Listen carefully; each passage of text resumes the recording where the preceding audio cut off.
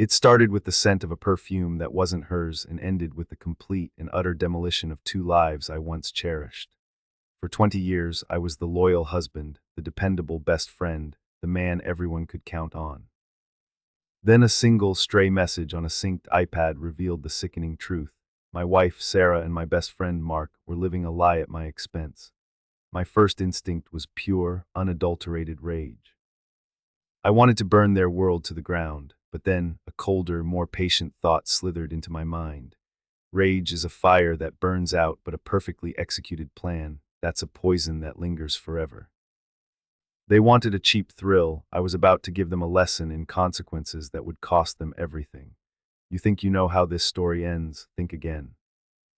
Before diving in, hit that subscribe button and comment below. Have you ever dealt with betrayal? Let's hear your stories. Part 1, The 1,000 Paper Cuts. It wasn't one big thing, it never is. It was a slow blade, a death by 1,000 paper cuts. For 22 years, Sarah and I had built a life that looked perfect from the outside. A sturdy brick colonial in a quiet suburban cul-de-sac, 2 kids, one in college, one finishing high school, and a golden retriever who shed on everything. I was Tom, the 48-year-old structural engineer. I built bridges, for God's sake. My entire life was about ensuring things were stable, that foundations were solid. Ironic, isn't it? The first cut was almost imperceptible. Sarah, who had traded her art career to raise our kids and had always championed comfortable being chic, suddenly developed an interest in expensive lingerie, lacy, intricate things in colors I'd never seen her wear. Just trying to feel good for myself, she'd said with a breezy laugh when I found a receipt. I'd smiled, told her she looked beautiful in anything, and thought nothing more of it. I was a supportive husband. It was my job. Then came the phone. It was a new limb, permanently attached to her hand. She'd smile at the screen, a private, knowing little smile that I realized, with a lurch in my gut I hadn't seen directed at me in years. If I walked into the room, she'd quickly angle the screen away or close the app. Just scrolling through Instagram, she'd murmur, Brenda from yoga posts the most ridiculous things. I am not a jealous man by nature, I trusted her. Trust was the bedrock of our foundation, or so I thought. The gym sessions started piling up. She'd always been fit, but this was different.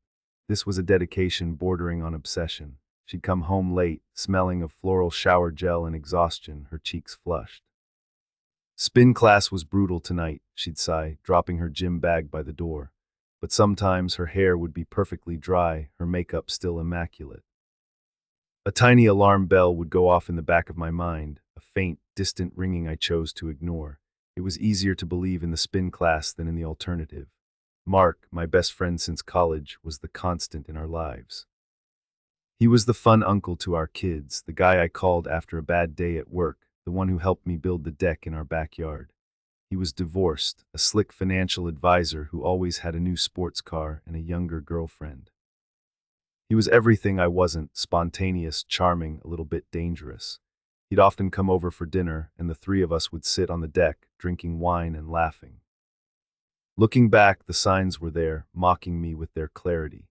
The way Mark's hand would linger on Sarah's back for just a second too long when he said goodbye. The inside jokes that would pass between them, followed by quick, shared glances that excluded me. I saw it all, but I didn't see it. I interpreted it as the comfortable intimacy of a 30-year friendship. I was a fool, a loving, oblivious fool, who was so busy ensuring the bridge didn't collapse that he never noticed the pylons were rotting from the inside out. The final paper cut, the one that drew real blood, happened a month before my world imploded. It was our anniversary. I'd booked a table at the fancy Italian place downtown where I'd proposed. I bought her a delicate diamond necklace I couldn't really afford. I came home early, flowers in hand, only to find a note on the counter. So sorry, honey, something came up with my sister, emergency. We'll have to celebrate this weekend. Raincheck, love you, I called her sister. There was no emergency. She was confused, asking if Sarah was okay. I stood in the silent kitchen, the bouquet of lilies wilting in my hand, and the distant ringing in my head became a deafening siren. The foundation wasn't just cracked, it was about to give way entirely. And I was standing right in the middle of it. Part 2, the digital lipstick stain. Denial is a powerful anesthetic. For a few weeks after the anniversary incident, I let it numb me. I told myself I was being paranoid, that I was the one with the problem. Sarah was just going through something, a midlife recalibration. Mark was just being friendly. I was the one turning their friendship into something sordid. I almost convinced myself, almost, the discovery wasn't cinematic. There was no dramatic chase, no hiring a private investigator. It was mundane, quiet, and utterly soul-crushing. It happened on a Tuesday night. Sarah was out, another late night at the gym, followed by drinks with the girls. I was on the couch, half watching some mind-numbing reality show, scrolling through news articles on our shared family iPad. That's when I saw it. A green bubble popped up at the top of the screen. A new iMessage. The name on the notification was simply Mark. The preview text was a single, chilling sentence. Mark, still thinking about this morning. You wore me out. Time stopped, the air in my lungs turned to ice. My heart, which had been beating a steady, reliable rhythm my entire life, began to hammer against my ribs like a trapped bird. I stared at the screen, reading the words over and over. This morning, you wore me out. This morning, I had kissed Sarah goodbye as she left for a charity planning meeting. This morning, I had called Mark to ask if he wanted to catch the game on Saturday. With a hand that trembled so violently I could barely control it, I tapped the notification, and the world as I knew it ceased to exist. It opened up their entire message history, synced from her phone to the iPad, for months, maybe years. It was all there, a digital diary of my wife's secret life. The screen glowed in the dark room, illuminating my face as I scrolled, each message a fresh stab in the chest. There were the logistical texts planning their trysts. Tom's got that site visit in Millwater on Wednesday, my place at 1. There were the flirtatious ones, filled with emojis and pet names I'd never heard her use. There were the explicit ones, descriptions of acts that made my stomach churn with a toxic cocktail of rage and nausea. They talked about things they'd done in my car, in hotels, and the ultimate violation, in my bed, our bed.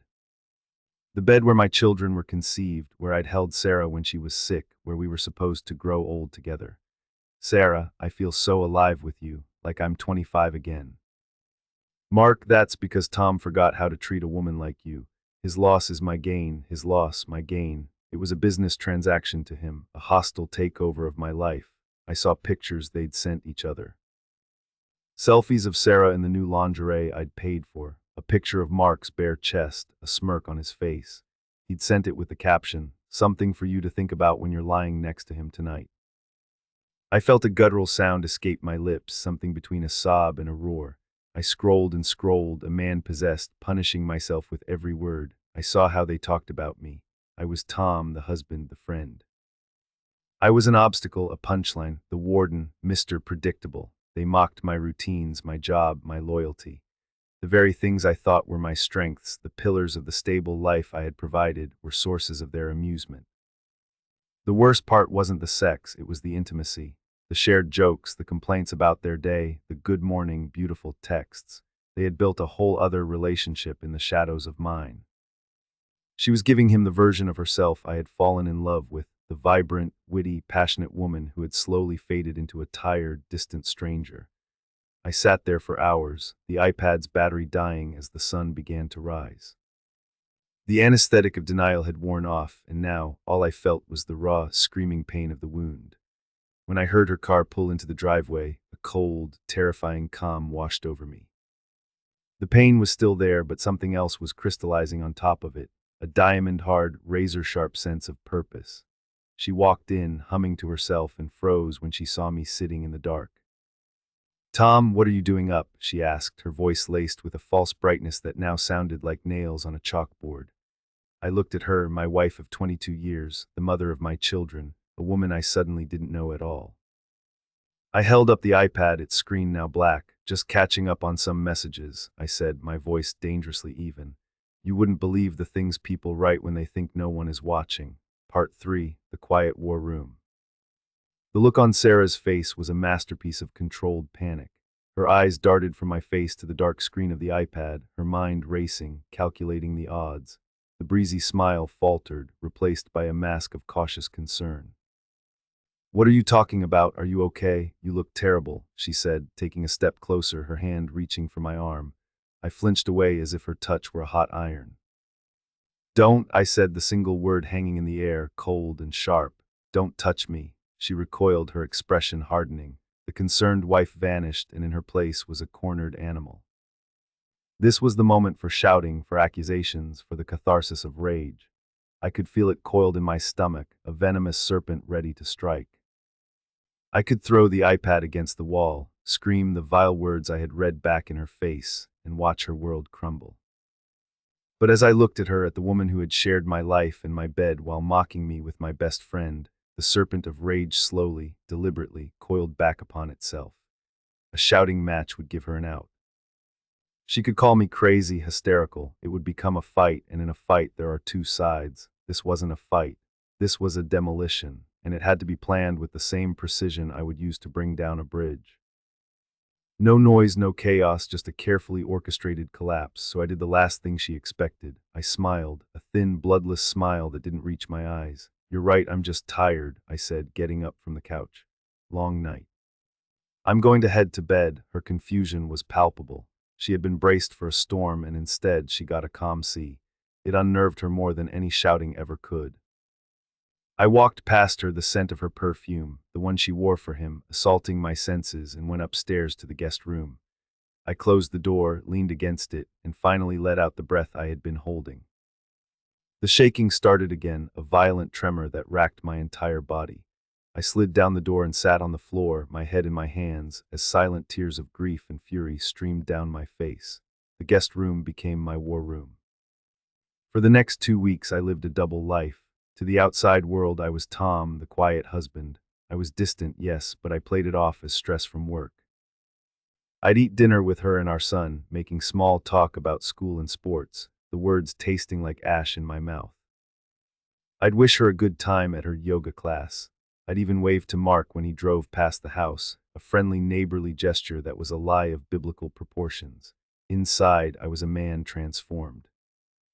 The grief was still there, a constant, heavy ache in my chest, but it was now fuel.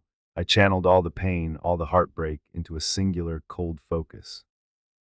My engineering mind, trained to see stress points and structural weaknesses, was now aimed at their lives. My first step was evidence. I couldn't rely on the iPad. She could delete the messages at any time. So late one night while she slept, I took her phone. My hands were slick with sweat as I used her thumbprint to unlock it while she was deep in sleep. I airdropped the entire message history, every last screenshot, every picture, to my personal laptop. I backed it up to a cloud drive and then to a separate, encrypted hard drive I bought for cash. I was methodical. I was thorough. I started digging deeper. Mark wasn't just my best friend, he was also my financial advisor. A deep, cold dread settled in my stomach. I logged into our joint investment accounts, the ones he managed. It took me a full weekend, cross-referencing statements and learning more about trading fees than I ever wanted to know, but I found it. Mark had been churning our account for years, making excessive trades to generate commissions for himself. It wasn't a huge amount, not enough to bankrupt us, but it was a pattern of deliberate, unethical behavior. A betrayal of trust on a professional level that mirrored the personal one. He wasn't just sleeping with my wife, he was skimming from my family's future. I also discovered their secret meeting spot. Through the texts, they mentioned a cozy little cottage they'd rented a few times for weekends away. A quick search of Sarah's credit card statements, online of course, she'd gone paperless years ago, revealed a recurring charge for a vacation rental an hour out of town. The owner's name was listed. A quick public records search gave me a phone number. My internal turmoil was a constant storm. There were nights I'd lie awake, staring at the ceiling, remembering Sarah when we were young, full of dreams and passion. I'd remember her laugh, the way she used to look at me, and a wave of profound sorrow would wash over me. Was this partly my fault? Had I become Mr. Predictable? Had I let the spark die? These moments of self-doubt were the hardest. They tempted me to seek reconciliation, to try and fix what was broken. But then I would open my laptop and read the messages again. I'd read their jokes at my expense. I'd see the picture Mark sent with the caption, "Wish you were here instead of with the warden." And the sorrow would recede, replaced by the cold, hard certainty of my path. They hadn't just made a mistake, they had shown me contempt.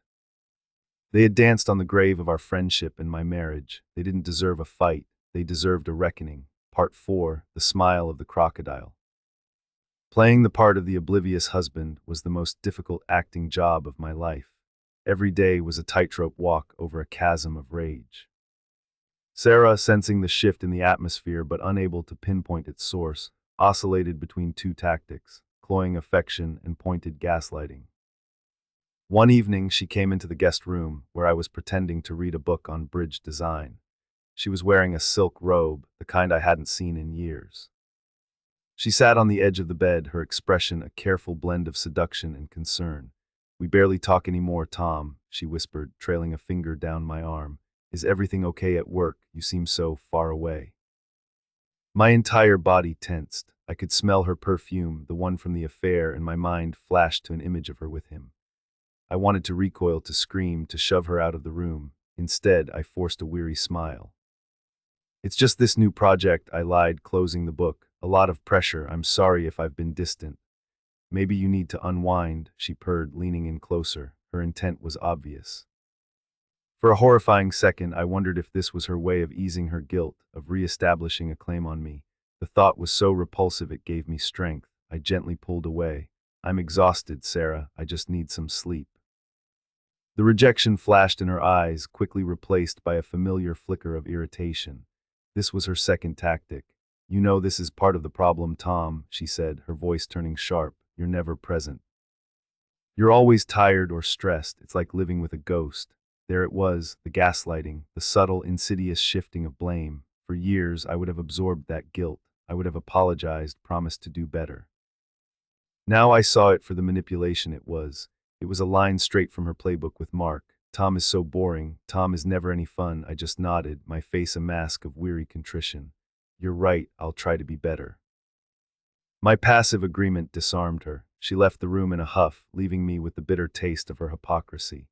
Mark was even worse. He had the audacity to call me, his voice oozing with fake camaraderie. "Hey buddy, we haven't hit the golf course in ages. What's going on? Sarah says you've been working like a dog." I gripped the phone, my knuckles turning white. I pictured him sending that text from my bed. "His loss is my gain." "Yeah, it's been brutal," I said, my voice a marvel of calm. "This new overpass project is a killer. How are things with you?" "Can't complain, man. Business is booming," he said with his usual brand of smug self-satisfaction. "Hey, listen about your portfolio. I've been thinking we should rebalance, get a bit more aggressive. There's a new tech fund I think you'd love." The sheer nerve of it was breathtaking. He was actively stealing from me, sleeping with my wife, and now he was trying to get me to invest more money for him to churn. The crocodile, smiling as it prepares to drag you under. "Sounds interesting, Mark," I said, a plan beginning to form in my mind. "Why don't we set up a meeting? And you know what, let's make it a celebratory thing. Your 50th is coming up, right? How about we have a big party for you, here at the house, my treat. We can talk business before the guests arrive." There was a brief pause on the line. I could almost hear the gears turning in his head. A party in his honor at my house, the supreme irony, the ultimate display of his conquest. "Wow, Tom, that's really generous of you, man. I don't know what to say." "Don't say anything," I said, the smile now genuine but terrifying. "It's the least I can do for my best friend." Part 5, An Unlikely Alliance. My plan was taking shape, a complex schematic of ruin. But I knew I couldn't execute it alone. I needed an ally, someone who understood the enemy and had their own reasons for wanting to see him fall. There was only one person who fit that description: Mark's ex-wife, Alina. Alina and Mark had divorced a decade ago. It was messy. At the time, Mark had painted her as unstable and greedy, and like a loyal friend, I had believed him. Sarah had never liked her, calling her shrill and demanding. Now I suspected Alina had simply been the first person to see the real Mark. Finding her wasn't hard. She was a successful real estate agent in the next town over. I left a vague message with her office, saying I was an old friend who needed to discuss a sensitive financial matter related to her ex-husband. She called back within the hour, her voice crisp and wary. We met at a quiet coffee shop halfway between our towns. Alina was in her late 40s, with sharp, intelligent eyes that seemed to see right through me.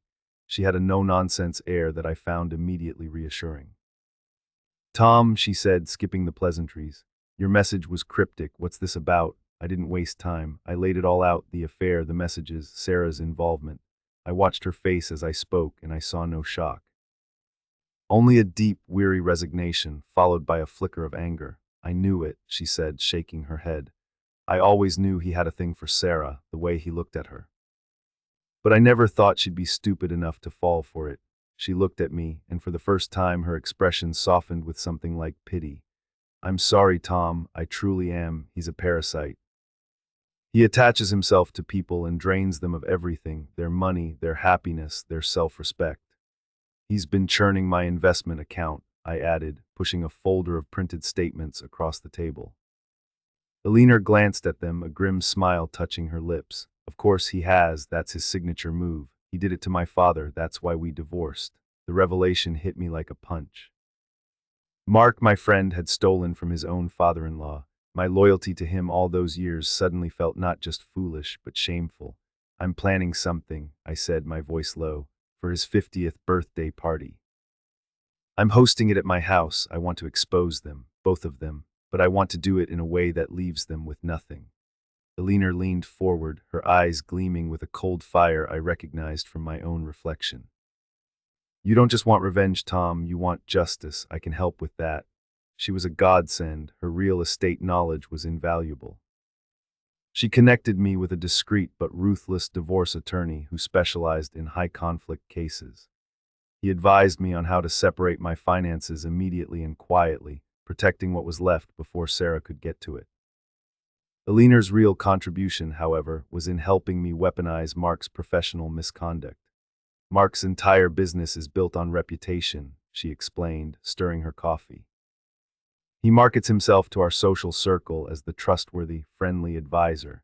If people knew he was an unethical cheat who churns his clients' accounts, especially his supposed best friends, his business would be radioactive. No one would touch him. She knew exactly who to talk to. She had a list of Mark's biggest clients, many of whom she had socialized with for years, people who trusted Mark implicitly. The key, she said, her voice dropping to a conspiratorial whisper, is not to tell everyone at once. You create a ripple effect, you prepare a package. The evidence of the churning, a concise explanation, and maybe a few choice screenshots from his texts with Sarah to establish his character. You give it to one or two of the biggest gossips in his client pool after the public implosion. It will spread like wildfire. We sat there for 2 hours sketching out the plan. It was intricate, multi-layered, and devastating. Eleanor was brilliant, her mind as sharp and strategic as my own. In her I found not just an ally, but a kindred spirit forged in the fires of Mark's betrayal. As we left the coffee shop, she put a hand on my arm. One piece of advice, Tom, she said, her gaze steady. When the time comes, don't hesitate. They wouldn't have hesitated to destroy you. Don't give them the same courtesy. I nodded, the last vestiges of my old, forgiving self turning to dust. The war room now had 2 generals. And we were ready to draw up the final battle plan. Part 6, a toast to the birthday boy. The night of Mark's 50th birthday party felt like the climax of a movie I never wanted to star in. Our house, the site of so many happy memories, was now a stage set for a tragedy, or depending on your perspective, a brutally effective comedy. I had spared no expense. Caterers served champagne and shrimp cocktails. A playlist of Mark's favorite classic rock tunes hummed in the background. Around 60 people, a mix of our mutual friends, family, and Mark's most important clients, mingled in our living room and on the back deck I had built with him. Sarah was radiant. She wore a stunning red dress one I hadn't seen before. She floated through the party, the perfect hostess, her laughter bright and carefree. She thought this was her victory lap. She and Mark had won. They had me, the boring, predictable husband, throwing a lavish party for her lover. The audacity was magnificent. Mark arrived like a king returning to his court. He clapped me on the back, a big, booming laugh echoing in the room. Tommy, you outdid yourself. I can't believe you did all this for me. Only the best for my best friend, I said, my smile feeling like a crack in a porcelain mask. I handed him a glass of expensive scotch. We need to talk about that tech fund later. Absolutely, he beamed, taking a large gulp. Big things ahead for us, buddy, big things. I watched them throughout the night. A stolen glance here, a light touch on the arm there. To an outsider, it was nothing. To me, it was a glaring confession painted in neon. They were so confident, so brazen in their deceit. They had underestimated me completely. They saw me as a stable, boring fixture in their lives. a foundation they could build their sordid little fantasy upon without ever worrying it might crumble. Tonight, I was going to show them what happens when a foundation engineers its own demolition. Around 9 p.m., when the party was in full swing, I stepped up to the large flat-screen TV we had mounted over the fireplace. I tapped a champagne glass with a spoon. If I could have everyone's attention for a moment, I called out, my voice steady and clear. The chatter died down, all eyes turned to me. Sarah stood near Mark, a proud, beaming smile on her face. She thought I was about to give a gushing tribute. As you all know, we're here tonight to celebrate a milestone for a very special man, I began, raising my glass towards Mark. 50 years, half a century. I've known Mark for almost 30 of those years. He's more than a friend. He's been like a brother to me. He's been a part of our family. I saw Sarah dab at her eye. Mark puffed out his chest. I let the moment hang in the air, sweet and poignant. Mark has always been there for me, I continued, my voice taking on a new, harder edge. He's offered advice on everything, my career, my marriage. I paused, letting my eyes sweep across the room before landing back on him. And even my finances. He's a man of many talents. I clicked a button on the remote in my hand. The TV screen flickered to life. It showed a picture of me and Mark in college, arms slung around each other, grinning like idiots. The crowd murmured in appreciation. We've shared a lot of memories over the years, I said, as another picture appeared, the four of us, me, Sarah, Mark, and Alina, on a camping trip years ago. I saw a flash of annoyance on Sarah's face at the inclusion of Mark's ex-wife. But lately, I said, my voice dropping, I've discovered that Mark and Sarah have been making some new memories, without me. The smiles in the room began to falter. A nervous tension rippled through the crowd. Sarah's face went pale. Click, the screen changed. It was no longer a photograph. It was a screenshot of a text message, blown up for all to see. Mark, still thinking about this morning, you wore me out. A collective gasp went through the room. It was dead silent. I could hear the hum of the refrigerator. Click, Sarah, I feel so alive with you, like I'm 25 again. Click, Mark, that's because Tom forgot how to treat a woman like you. His loss is my gain. Click. Sarah, he's so predictable. I can't wait for his business trip next week. Our bed is waiting. I let that last one linger on the screen. Our bed, I repeated, my voice dripping with venom. The one I share with my loving, loyal wife. I turned to look at them. Sarah was frozen, her face a grotesque mask of horror. Mark looked like he had been physically struck, his mouth hanging open, the color draining from his face. But Mark's talents don't stop at seducing his best friend's wife, I announced to the stunned room. He's also a creative genius with finances. Click. The screen now showed a simplified graph I had prepared, illustrating the performance of a standard index fund versus my own portfolio under Mark's management. A second graphic highlighted the exorbitant commission fees he had charged me over 5 years.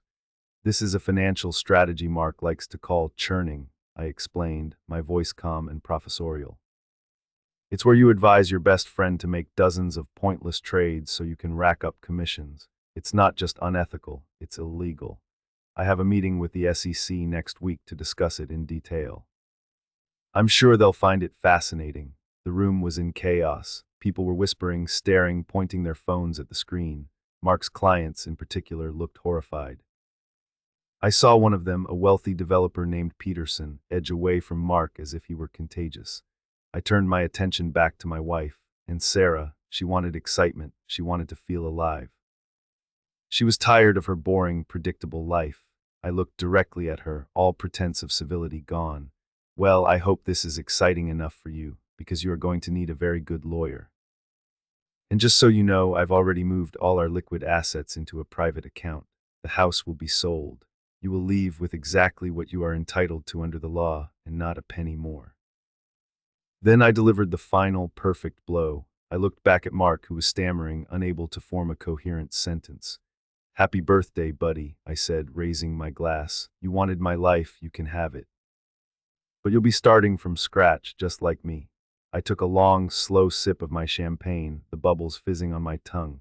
It was the sweetest thing I had ever tasted. I placed the glass down, turned my back on the wreckage of my old life, and walked out the front door into the cool night air without looking back once. Part 7, The Blueprint of a New Bridge. The immediate aftermath was pure, unadulterated chaos. I didn't see it, but I heard about it from multiple sources. Alina, who had been watching from the back of the room with a look of grim satisfaction, gave me the play-by-play. As soon as I walked out, the party disintegrated. Mark apparently tried to laugh it off, calling me crazy, saying the texts were fake. But the damage was done. His clients, their faces grim, left without a word. His friends, our mutual friends, averted their eyes and shuffled out, leaving him and Sarah standing alone in the middle of our living room, surrounded by half-eaten shrimp and the ruins of their reputation. The divorce was brutal but swift. My attorney, the shark Alina had recommended, was magnificent. Armed with the irrefutable proof of Sarah's infidelity and my meticulous documentation, he ensured the process was tilted heavily in my favor. The affair was the primary reason for the dissolution of the marriage, a fact that didn't sit well with the judge. Sarah's attempts to paint herself as a neglected wife fell flat against the cold, hard evidence of the texts. She walked away with far less than she had expected. The house was sold, as promised.